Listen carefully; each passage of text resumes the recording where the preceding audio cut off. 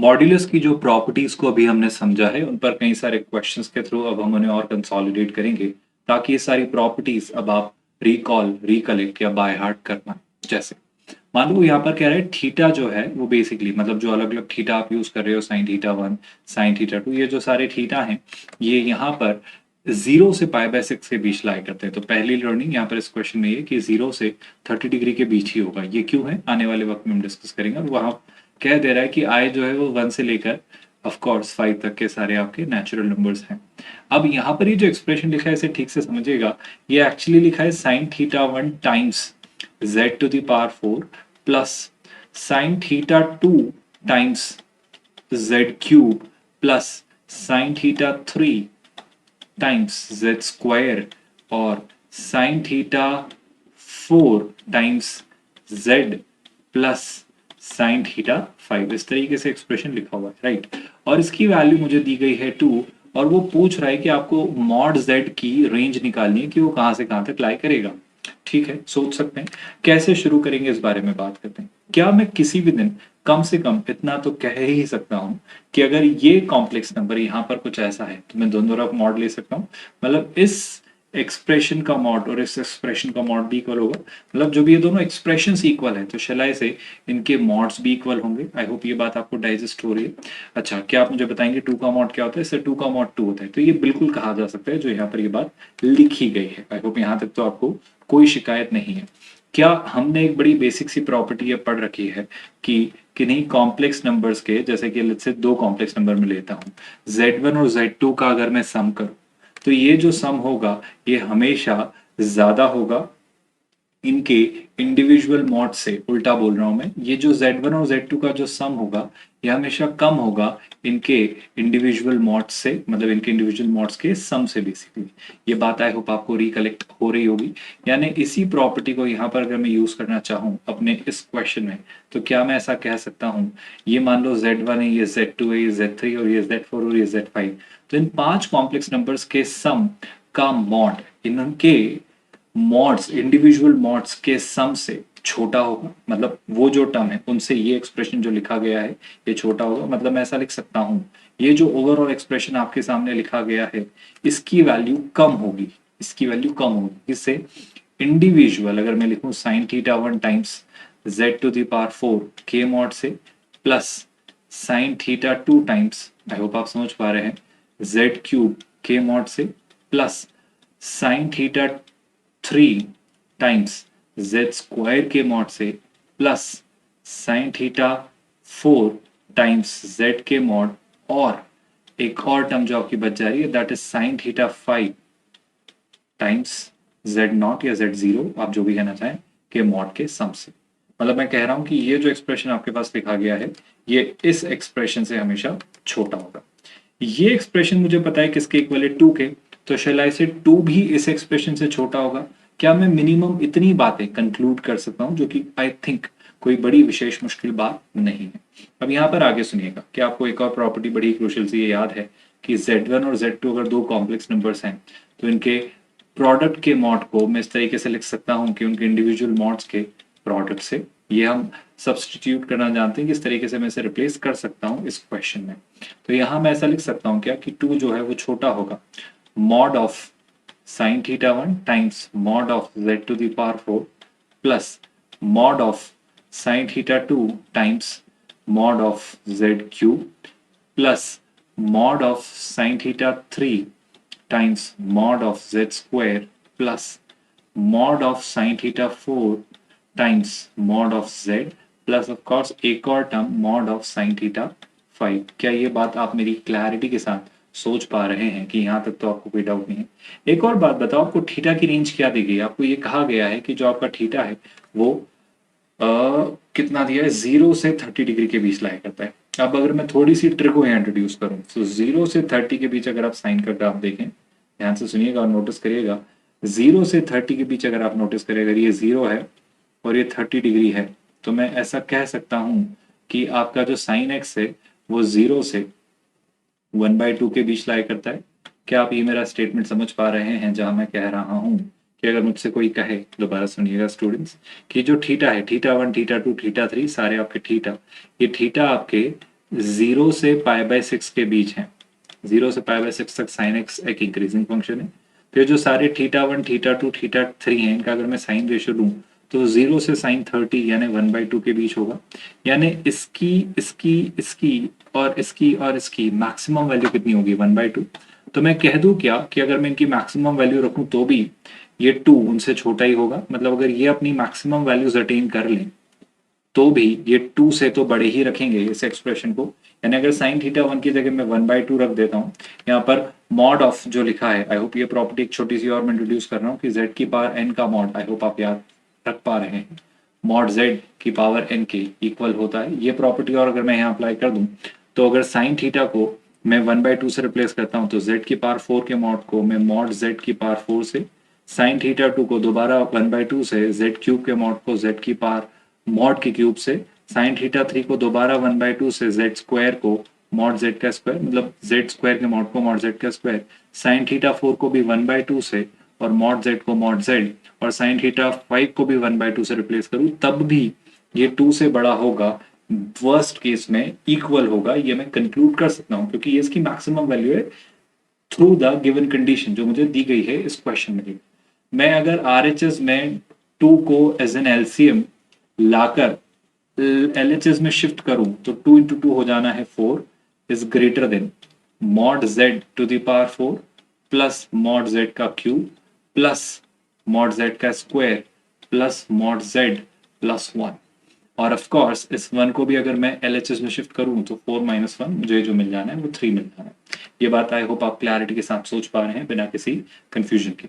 क्या मैं ऐसा भी कह सकता हूं कि ये जो एक्सप्रेशन है, ये जो एक्सप्रेशन आपके पास लिखा गया है, ये इवन छोटा होगा, ध्यान से सुनिएगा, ध्यान से सुनिएगा, mod z plus mod z square plus mod z cube plus mod z to the power 4 plus, अब मैं इसमें और ऐड कर रहा हूं जैसे मॉड z की पावर 5 प्लस मॉड z की power 6 and so on till infinity. मैंने कुछ नहीं किया यहाँ पर। अगर आप एक्सप्रेशन को देखें तो इस एक्सप्रेशन को मैंने थोड़ा चेंज करके इस तरीके से आपके सामने लिखा है कि यहाँ पर तो बस ये 4 टर्म्स थी, इन्हीं 4 टर्म्स में अगर मैं और फर्दर टर्म्स ऐड कर दूं तो वो टर्म्स इन 4 टर्म्स से तो डेफिनेटली बड़ी होंगी। क्या ये कंक्लूजन आप मेरा समझ पा रहे हैं जो मैं आपसे कहना चाह रहा हूँ बिना किसी कंफ्यूजन, हेजिटेशन या डाउट के? अगर यहां से मैं आगे बढ़ूं तो एक और छोटी सी बात जो मैं आपसे कहना चाह रहा हूं ये कि ये एक्सप्रेशन इससे छोटा है और इससे बड़ा है, मतलब ये एक्सप्रेशन 3 से बड़ा होगा। सो शैल I say 3 will be less than equal to, आप देखो ये क्या लिखा हुआ है, ये लिखा है mod z square mod z cube mod z to the power 4। अगर एक इनफाइनाइट जीपी की मैं बात करूं जिसकी अगर फर्स्ट टर्म a हो और कॉमन रेशियो r हो, जहां पर जो कॉमन रेशियो है वो अगर -1 से 1 के बीच हो, तो उसकी इनफाइनाइट टर्म्स का सम आप इस तरीके से लिखते हैं। अगर ये इनफाइनाइट जीपी के कंसेप्ट को इंट्रोड्यूस करूं और मैं मान लूं कि यहाँ पर जो आपके पास इनफाइनाइट जीपी है उसमें कॉमन रेशियो मॉड z है, फर्स्ट टर्म भी मॉड z है, और मॉड z जो कॉमन रेशियो है वो 1 और -1 के बीच में है, तो मैं लिख सकता हूँ क्या इस इनफाइनाइट जीपी का सम होगा first term mod z upon 1 minus common ratio that's mod z। क्या ये स्टेटमेंट समझ आया? यहाँ पर मैं ये बात बखूबी क्लैरिटी के साथ जानता हूँ कि मॉड z जो है वो हमने 1 से छोटा एज्यूम किया है, तभी जाकर इनफाइनाइट जीपी का सम आप निकाल पाएंगे या ये निकाल पाना पॉसिबल है। अब देखो मॉड z जो होता है वो मैं जानता हूँ 0 से तो हमेशा बड़ा ही होगा, और अगर ये 1 से छोटा है मतलब 1 माइनस मॉड z शेलाई से हमेशा पॉजिटिव होगा। मतलब मैं इस एक्सप्रेशन को LHS में शिफ्ट कर सकता हूँ, यानी 3 times 1 minus mod of z मैं लिख सकता हूँ। होप आप सोच पा रहे हैं क्यों? क्योंकि डिनोमिनेटर आपका यहाँ जो ये था ये हमेशा पॉजिटिव है, इसलिए मैं ऐसा कर पाया। जैसे मैं लिख सकता हूँ 3 minus 3 times mod of z less than equal to mod of z। अगर मैं इसे और सिंप्लीफाई करूँ so 3 is less than equal to 4 times mod of z, shall I say mod of z is always greater than equal to 3/4।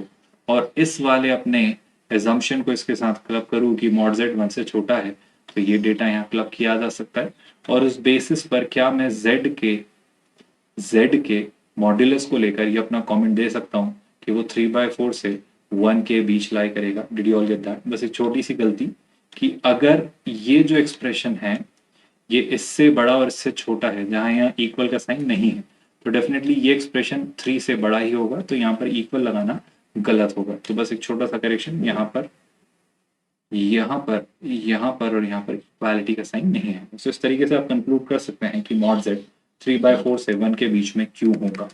एक और question करते हैं ताकि आप थोड़ी और क्लैरिटी बिल्ड कर पाएं और सोच पाएं कि इन क्वेश्चंस को कैसे वर्कआउट करना है। मॉड्यूलस की प्रॉपर्टी पर ही बेस्ड ये सारे क्वेश्चंस हैं। जरा देखिए, 2 मिनट का वक्त लीजिए और इस क्वेश्चन को खुद से एक बार अटेम्प्ट करके समझने की कोशिश करिए कि अगर आप खुद से अगर इसे ट्राई करें by using the properties of modulus तो आप इसे कैसे करेंगे। सिंपल सी कहानी स्टूडेंट्स, ज्यादा दिमाग मत लगाइए।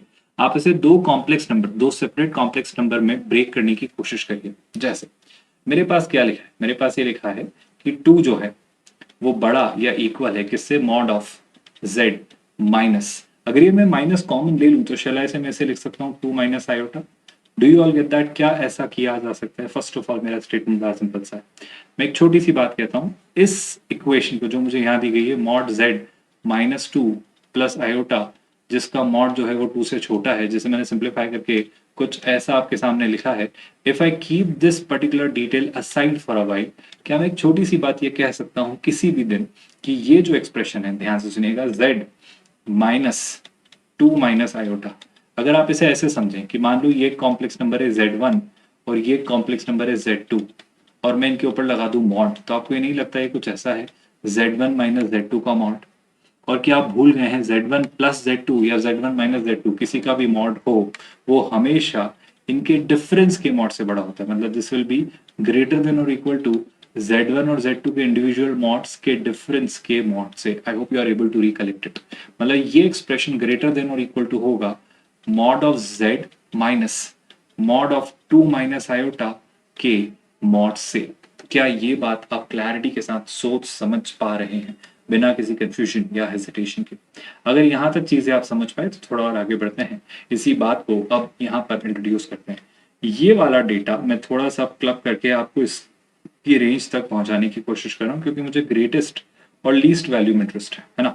तो z माइनस 2 माइनस आयोटा का जो मॉड है वो मैं ऐसा कह सकता हूँ कि वो किससे छोटा है, वो 2 से छोटा है। तो क्या ये कंक्लूजन यहाँ दिया जा सकता है?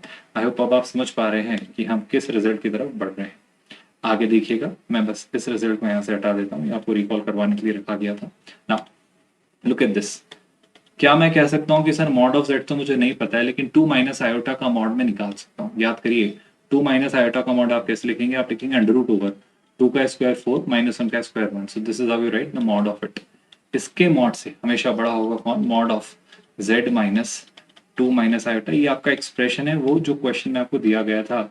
और ये किससे छोटा होगा स्टूडेंट्स? ये डेफिनेटली 2 से छोटा होगा। Do you all get that? Now look at this important very crucial part very carefully.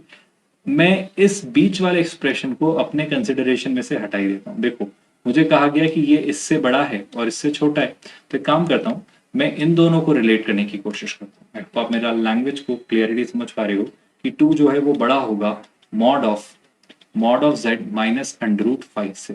क्या इसी बात को ऐसे लिख सकता हूँ कि 2 को मैं इस तरफ लिख देता हूँ ताकि आपको ठीक से समझ आ जाए कि ये जो एक्सप्रेशन है छोटा होगा 2 से। आप याद करिए, हमने बेसिक्स ऑफ मैथमेटिक्स में पढ़ा है कि अगर आपके पास कोई रियल नंबर है a जिसका मॉड अगर किसी नंबर लेट्स से 5 से छोटा है तो हम कह सकते हैं क्या कि a जो है वो -5 से 5 के बीच होगा।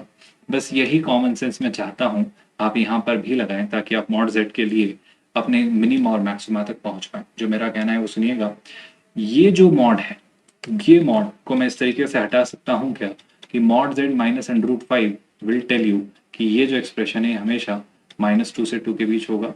ये देखो, ये एक रियल वैल्यू, ये एक रियल वैल्यू, इनका डिफरेंस का मुझे मॉड लेना है यानी एब्सोल्यूट वैल्यू फंक्शन। तो वो मॉड अगर 2 से छोटा है मतलब ये जो अंदर वाला एक्सप्रेशन है ये डेफिनेटली -2 से 2 के बीच होगा। अब एक छोटा सा काम, तीनों तरफ अंडर रूट 5 में ऐड करता हूं तो हो जाता है -2 प्लस रूट 5, ये हो जाता है मॉड z और ये हो जाता है 2 प्लस रूट 5।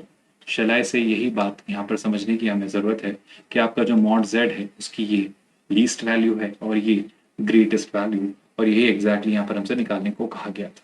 आप समझ पा रहे हैं इन क्वेश्चंस को कैसे सोचा जाना है और इनमें अपनी मॉड्यूलस की प्रॉपर्टीज को इंट्रोड्यूस करके इनकी मैक्सिमम और मिनिमम वैल्यू को हम कैसे निकालेंगे।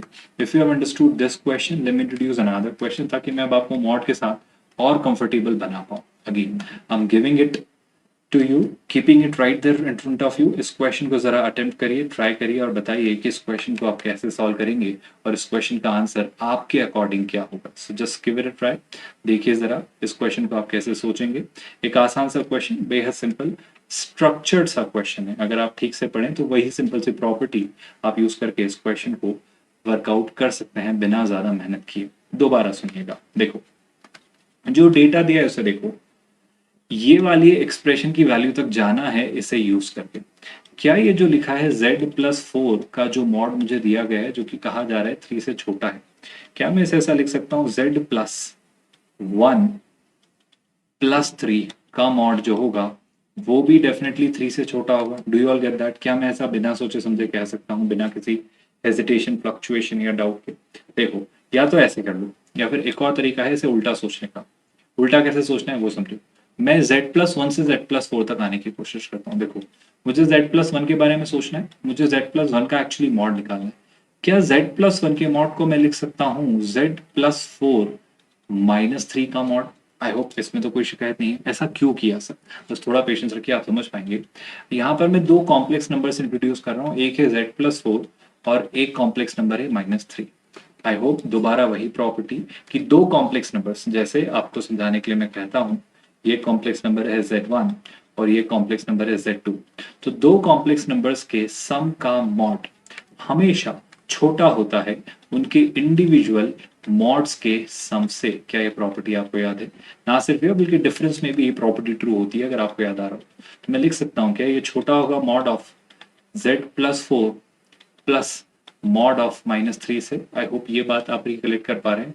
बस इन्हीं प्रॉपर्टीज पर बेस्ड आज के ये सारे क्वेश्चंस हैं और मोटिव या इंटेंट यही है कि आपको मैं ये सारी प्रॉपर्टीज इन क्वेश्चंस के थ्रू याद करवा पाऊं ताकि आप इन्हें अप्लाई कर पाए। नाउ ऑन दी LHS, ये जो एक्सप्रेशन लिखा है मुझे कहने की जरूरत नहीं है, बेसिकली मॉड ऑफ z+1 ही है।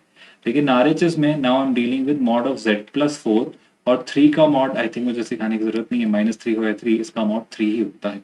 अब मुझे कहा गया कि z+4 का जो मॉड है वो हमेशा 3 के इक्वल या उससे छोटा है।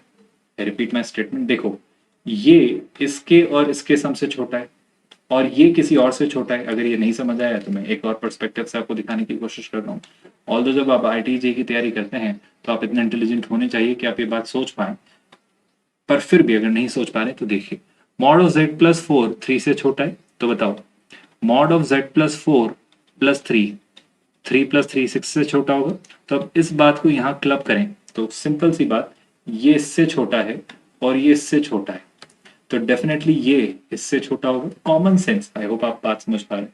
तो मैं कंक्लूड कर सकता हूं क्या कि मॉड z+1 डेफिनेटली 6 से छोटा होगा, विच मीन्स मॉड z+1 की जो लार्जेस्ट पॉसिबल वैल्यू है वो क्या आने वाली है, वो डेफिनेटली आपके सामने 6 आ जाने वाली है। अगर अब आप कंफर्टेबल हो चुके हैं, लेट्स इंट्रोड्यूस अनदर क्वेश्चन, ताकि अब आप और क्लैरिटी के साथ सोच पाएं कि इन क्वेश्चंस को कैसे किया जाना है। There is another question right there in front of you.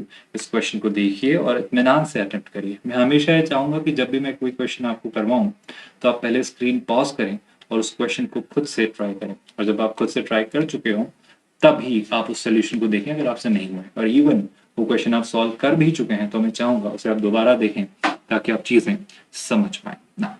इस क्वेश्चन में मैं क्या कहना चाह रहा हूं वो समझिएगा। देखो, उसने कहा मॉड ऑफ z1 कितना है, 1। अच्छी बात है। मॉड ऑफ z2 कितना दिया गया, दैट वाज 2। एंड बताओ मॉड ऑफ z3 कितना गया, दैट वाज 3। क्या मैं ऐसा कह सकता हूं कि मॉड ऑफ z1 का स्क्वायर भी 1 होगा? क्या मैं ऐसा कह सकता हूं मॉड ऑफ z2 का स्क्वायर 4 होगा? और क्या मैं ऐसा कह सकता हूं कि मॉड ऑफ z3 का स्क्वायर 9 होगा? यहां से अगर मैं कहूं तो आई होप आपको याद है, मॉड ऑफ z के स्क्वायर को आप z बार से रिप्लेस करते हैं। एक प्रॉपर्टी है जो हमने पढ़ी है, इस प्रॉपर्टी को यहां अप्लाई अगर मैं करूं तो z1 बार 1 हो जाएगा, z2 बार 4 हो जाना है और z3 बार 9 हो जाना है। पर इस प्रॉपर्टी का यहाँ क्या रोल, इस प्रॉपर्टी को यहाँ कैसे यूज करेंगे, यही बात पर अब हमारा डिस्कशन घूमेगा। बड़े गौर से देखिएगा, बड़ी ही साधारण और सिंपल सी बात मैं आपसे कहना चाह रहा हूं कि यहाँ पर ये जो एक्सप्रेशन है इस पर थोड़ा ध्यान से विचार करिए और इस तक पहुंचने की कोशिश कैसे करेंगे उस पर विचार करिए। देखो लिखा है 9z1 z2 plus 4 Z3 Z1 plus Z2 Z3 का जो मॉड है वो इक्वल है 6 के। ये डेटा मुझे दिया गया। एक छोटा सा काम करते हैं स्टूडेंट्स, क्या मैं न्यूमरेटर में Z1 Z2 Z3 के मॉड और डिनोमिनेटर में भी Z1 Z2 Z3 के मॉड से मल्टीप्लाई कर सकता हूँ? बेसिकली मैं 1 से मल्टीप्लाई कर रहा हूँ, it makes no difference at all. But what is going to be the advantage of this? Look at this very crucial, very clearly. देखो, I am keeping this Z1 Z2 Z3 के mod को numerator में तो बाहर, लेकिन जब इसे मैंने अंदर पुश किया, आई होप आपको ये प्रॉपर्टी याद है कि मॉड Z1 अपॉन Z2 को आप mod Z1 upon mod Z2 लिख सकते हैं। बस यही प्रॉपर्टी यहाँ अप्लाई कर रहा हूँ। इस तरीके से हम इन प्रॉपर्टीज को ही यूज करेंगे स्टूडेंट, बस यही बात वैलिड है इन क्वेश्चंस में। तो जब 9 Z1 Z2 को Z1 Z2 Z3 डिवाइड करेगा, मेरा कहना है Z1 Z2 चला जाएगा, so this is 9 upon Z3 plus 4 Z3 Z1 को जब ये डिवाइड करेगा तो Z1 और Z3 चले जाएंगे, so this is 4 upon Z2 plus Z2 Z3 को जब Z2 Z3 डिवाइड करेंगे, so this is 1 upon Z1। Sir इससे फायदा क्या हुआ? इससे फायदा ये हुआ स्टूडेंट्स कि अगर आप देख पा रहे हैं तो ये कुछ बहुत ही सिंपल सा एक्सप्रेशन लिखा हुआ है। अगर आप नोटिस करें तो क्या लिखा है सुनिए।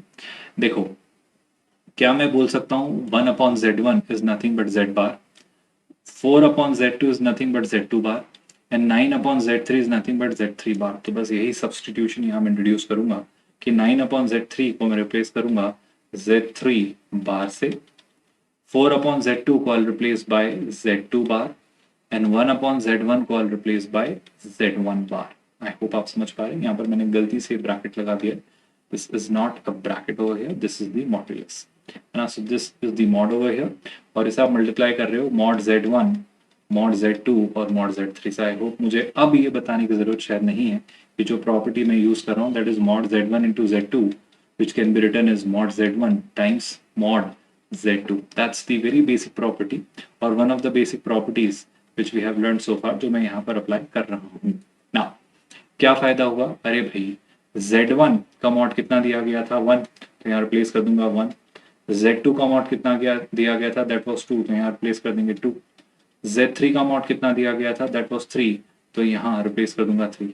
क्या आपको ये प्रॉपर्टी भी याद है कि कॉन्जुगेट डिस्ट्रीब्यूटिव होता है? मतलब Z1 प्लस Z2 के इंडिविजुअल कॉन्जुगेट को मैं Z1 प्लस Z2 का एक कंबाइंड कॉन्जुगेट भी लिख सकता हूं। बस यही बात यहाँ पर अप्लाई हम करेंगे और आप देखिएगा कि ये रिजल्ट हमारे कैसे काम आता है इस केस में। देखो, यहाँ पर लिख सकता हूं मैं इसे Z1 plus Z2 plus Z3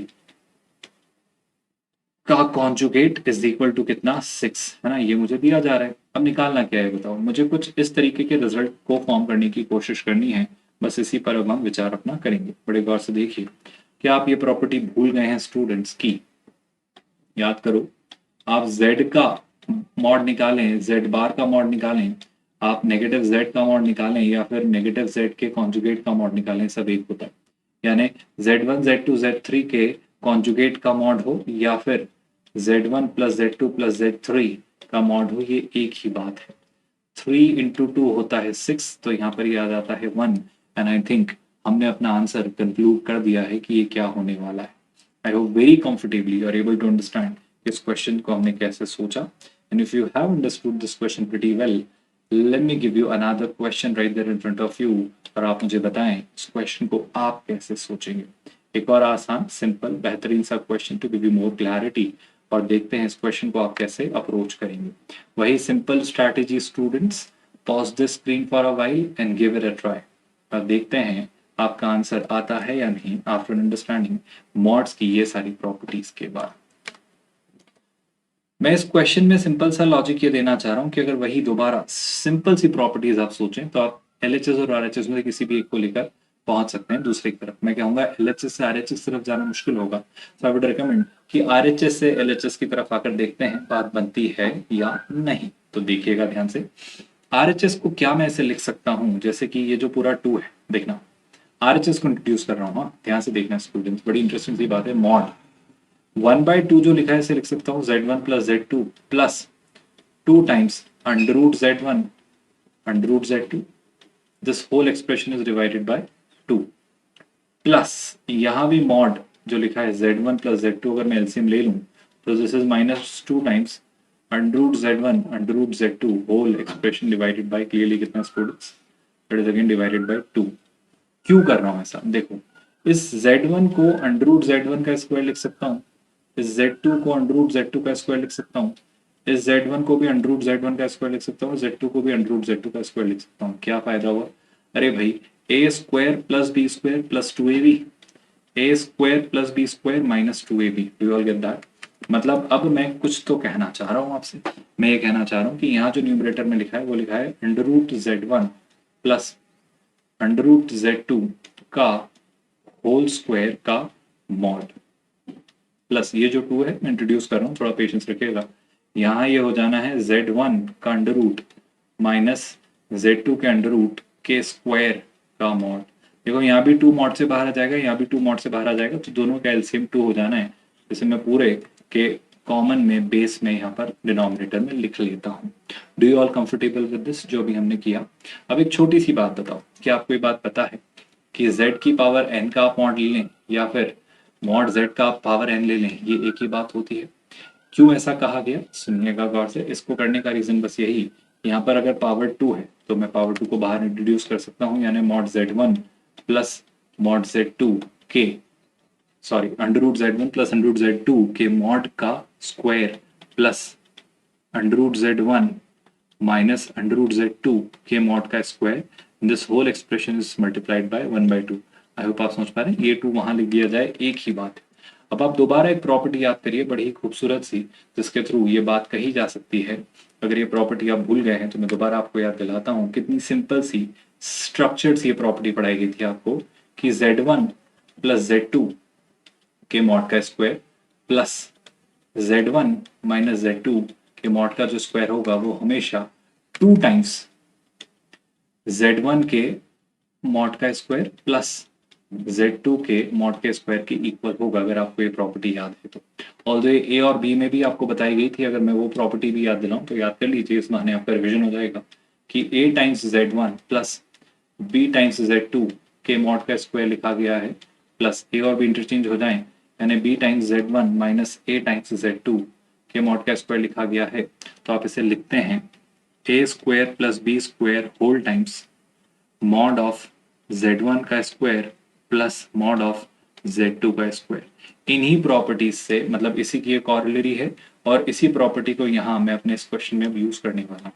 तो 1/2 तो एज इट इज रहेगा, इंटू 2 आ जाना है क्योंकि आपका 2 आ जाने वाला है, a square plus b square basically, और ये हो जाएगा, ध्यान से देखना, mod of under root of z1 का square plus mod of under root of z2 का square. And I hope I need not tell you, इसकी जो अगली स्टेप आप प्रेडिक्ट करेंगे, 2 से 2 कैंसिल, अंडर रूट और स्क्वायर कैंसिल, क्योंकि मॉड के ऊपर स्क्वायर हो या अंदर वो एक ही बात होती है। तो यहाँ पर आ जाने वाला है मॉड z1 और यहाँ से आ जाने वाला है मॉड z2। तो शैलाई से एक आसान सा क्वेश्चन इस तरीके से कंक्लूजन पर लाया जा सकता है। And I am very sure कि अब आप मॉड की प्रॉपर्टी से बहुत अच्छे से कंफर्टेबली वाकिफ हैं और कैसे नहीं यूज करना है सोच पा रहे हैं। In the very next lecture हम बात करेंगे आर्ग्यूमेंट से रिलेटेड प्रॉपर्टीज और फिर उस पर बेस्ड क्वेश्चंस की।